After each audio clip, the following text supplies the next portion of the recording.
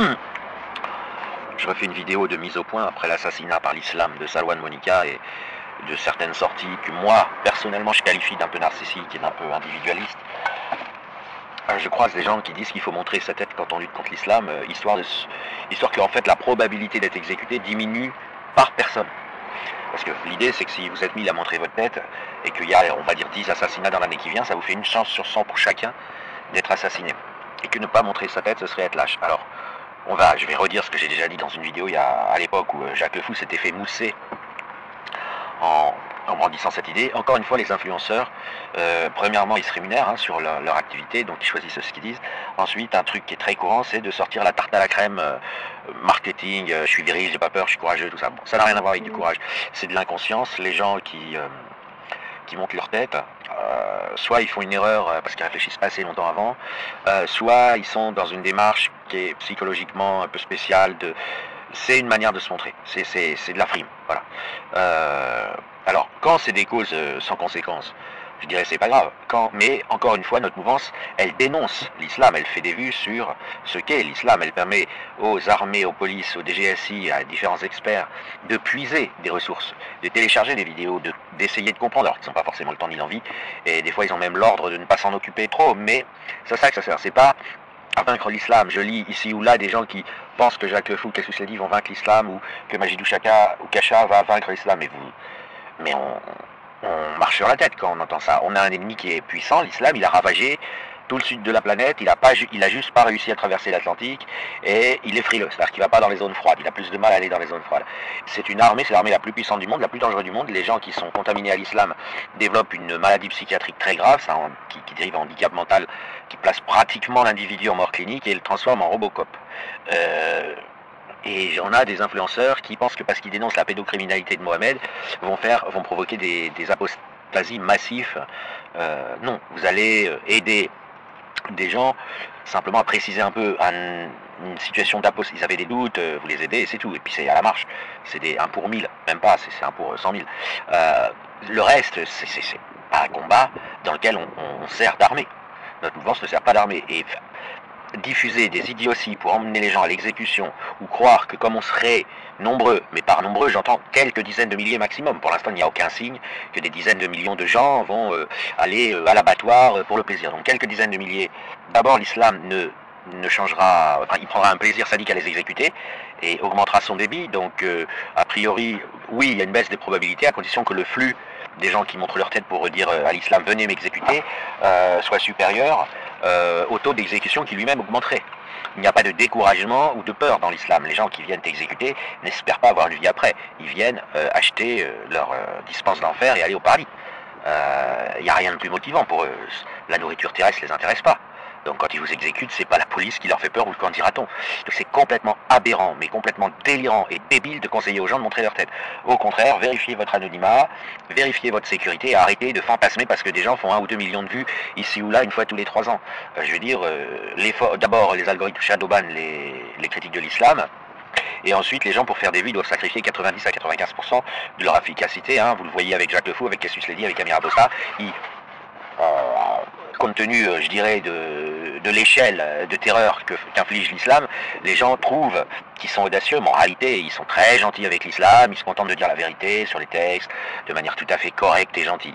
Donc, vous n'allez pas renverser l'islam en étant des critiques, voilà, même Majidou Kacha qui est très efficace et qui est très posé et qui est très respectueux de l'islam, il est pas, je veux dire, il est très poli dans sa façon de s'exprimer, il n'est pas respectueux de l'islam, évidemment, il le dénonce, mais il est très poli. C'est lui qui fait le plus de vues, il passe à la télé, et voilà, vous avez des tas de gens qui passent à la télé, on a des chaînes d'infos continues aujourd'hui, vous avez 100 invités par jour, ça fait 36 000 chaque année, 30 000 chaque année, donc évidemment c'est un sujet qui est quand même d'actualité, donc il est quand même normal, il aurait dû déjà être invité, et même en prime time, aux 20h de TF1. Bon, pour l'instant il fait l'objet d'une petite interview par des journalistes de chaînes d'information en continu. Tous ces gens, tout le boulot qu'ils font, il est formidable, il est gigantesque, mais il ne va pas du tout éradiquer l'islam, il informe un peu la population, et surtout la population intéressée qui connaît déjà le problème, ou des opportunistes qui connaissent pas le problème, qui n'ont pas forcément envie de le connaître, mais qui ont envie de défendre le christianisme, donc c'est compliqué. Donc on a une sorte de clientèle. Cette clientèle ne va pas renverser l'islam parce parce que vous allez leur montrer vos têtes. Par contre, si vous leur montrez vos têtes, vous allez vous faire exécuter par la mafia islamique. Je rappelle que la mafia islamique, elle exécute 1 milliard de filles. Elle va exécuter 1 milliard de petites filles entre 2025 et 2100. Où est-ce que vous allez chercher qu'elle va hésiter à vous exécuter? Où est-ce que vous allez le chercher, hein? Simplement, ils laissent, voilà, ils ont tout leur temps. Ils ont tout leur temps. Ils ne cherchent pas à nous envahir. L'islam, c'est un suicide. Donc, c'est une démarche de suicide gérée. On évite l'enfer, donc on fait un peu semblant de ne pas se suicider, on se suicide en groupe. C'est tout. Il y a pas, ils ne cherchent pas à nous envahir pour installer je ne sais quoi comme société de remplacement. Ils cherchent à nous exterminer en se suicidant. Donc, c'est avec des troupes qui sont très variables. Vous avez des rebeux, vous avez des qui ont parfois des positions beaucoup plus modérées, qui souhaitent quand même profiter de la dunya et pas devenir un martyr immédiatement. Donc ils prennent leur temps pour exécuter les gens, mais franchement, c'est criminel de dire aux gens et de jouer sur les névroses, la masculinité névrotique des gens en allant réveiller chez eux une impression qu'il manquerait de virilité ou de courage. C'est débile, arrêtez, c'est connu depuis l'enfance, t'es pas capable pour faire quelque chose à quelqu'un. Non. On est en guerre contre l'islam, qui est le pire crime contre l'humanité de l'histoire humaine, une maladie, une mafia pédocriminelle qui va exterminer 1 milliard de petites filles entre 2025 et 2100. C'est 14 millions chaque année. Rappelez-vous ces chiffres. Vous êtes devant un mastodonte plus puissant que la Russie et les États-Unis réunis, qui n'a pas la bombe atomique et qui fait l'objet régulièrement de la part de l'Occident de petites déstabilisations à coups d'avion, de drones ou de guerre pour l'empêcher d'avancer, puis il réavance, puis on le réempêche d'avancer, etc. C'est ça l'islam. C'est pas... Voilà, vous avez arrêté de brandir un pistolet à eau en disant je vais au combat. Non, continuez votre travail, chacun fait selon sa sensibilité, selon ce qu'il peut, mais il faut que personne ne s'imagine qu'il est en train de... de mener un combat en faveur des pêcheurs en colère pour baisser une TVA de 2%. C'est pas ça, on affronte un monstre. Imaginez, c'est une bande d'extraterrestres infiltrés. Voilà, il y en a entre 300 millions et 1,5 milliard qui peuvent devenir actifs si l'Occident se démerde mal. Vous avez une diffusion des textes. D'ailleurs, soit dit en passant, notre mouvement contribue à les faire connaître. Donc, quand un musulman modéré qui ne connaît pas ces textes se met à les connaître souvent, il dit quand même, c'est pas joli, mais bon, ce sont les ordres d'Allah, et il va, certains vont apostasier, mais la plupart, ils vont se radicaliser en disant, Allah est méchant, il nous ordonne d'être des monstres, obéissons, hein. Voilà, c'est parce que là, il y a une punition, l'islam, vous êtes brûlés vifs éternellement après le passage sur terre. Faut arrêter les conneries, il faut arrêter de penser que c'est un choix qu'ils font, les musulmans, ils font qu'un choix. C'est comment ils arrivent à gérer, selon eux, une probabilité subjective que l'enfer les attend, s'ils font passer ça.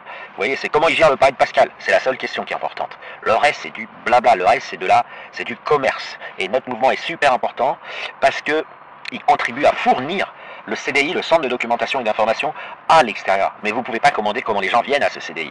La plupart des gens qui viennent, c'est des gens qui sont des apostats secrets et qui viennent alimenter de quoi faire baliser leur position, quelques modérés égarés et quelques durs qui viennent s'amuser, écouter des arguments pour prendre en note qu'est-ce qu'ils diront la prochaine fois pendant leur prédication. Voilà, y a pas... le reste c'est du terrorisme. L'islam c'est que du terrorisme et de l'extermination de femmes et de fillettes et d'hommes qui entravent ce processus, c'est tout. Mais je dirais que même les gens de sexe masculin, l'islam leur en veut pas énormément, hein. Ils les tuent parce qu'ils se mettent sur leur route, c'est tout. Bon alors, arrêtez les délires du genre c'est manquer de courage si on montre pas sa tête, soyons nombreux à montrer notre tête, sinon plus on sera... Non mais on croirait un, je sais pas moi, un syndicat de profs. Parlons ensemble d'une même voix. Non, purée, vous êtes en train d'implorer des extraterrestres qui veulent vous manger, vous êtes en train de leur expliquer que vous êtes tellement gentils qu'ils comprennent que la viande est encore meilleure. Vous êtes en train vraiment de leur donner faim. Voilà, bon ben j'irai pas plus loin de toute façon.